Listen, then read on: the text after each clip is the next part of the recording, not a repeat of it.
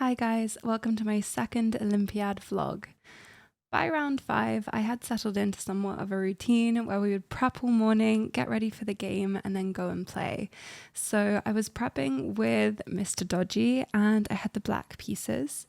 And I actually ended up having the black pieces a ton during the Olympiad. By far the majority of my games, I was playing pretty much the French all the time. So it was kind of just prep, play, get home, eat dinner, go over the game, go to sleep, and then wake up and prep again. But I did manage to make a huge comeback in my 5th round and I won. And so we had this win hour, which I'd been preparing with Irina Crush before the Olympiad started.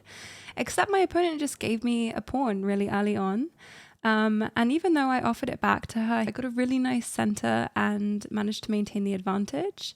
Started to attack, and I did blunder a draw just here. Thankfully for me, she didn't find the move, and I won an exchange here and managed to convert this really nice ending with a pass pawn that she had to blockade. So I just went and grabbed the other pawns and promoted. So that was a big confidence boost because I really needed a win after 3 losses in a row. The next game was an exchange French, and I'm not going to spend too long on it because it was the exchange French that people make fun of. It was very dry. There was nothing really to play for. And basically my opponent, she just decided that we were going to trade everything off. She made the trades and it was very drawish after that. There was not a whole lot I could have done. And so I kind of realized that she was playing for a draw, and although she had the doubled pawns near her king, there was really not much I could do about it. So we were kind of just waiting to make move 30, where we actually just repeated for a 3rd time anyway. So we didn't even need to offer because it was just a draw. After round 6, we had the Bermuda party, so I caught up with Irene, Mike, and some other people that I hadn't seen, and I started to feel a lot more sociable. I went and said hi to everybody, and even though I didn't stay very long, I had a really good time. There was a fashion show, a belly dancer, and it was just really nice to see everybody because we had kind of been stuck in our hotel up until that point.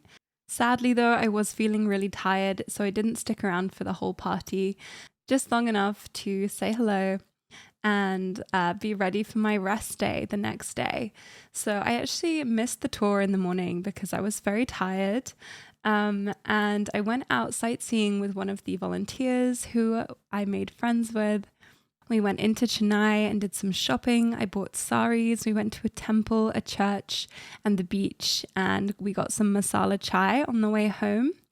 It was just a really, really nice break because even though I had won and drawn, it was still, it was still a lot. But I also got this Mendi done in the hotel and I was ready to start playing again the next day. In round 7, I had the white pieces finally, and my opponent actually gave me an exchange really early on, and I knew I shouldn't take it, which is why here I decided to play d4 instead of capturing the rook on a8.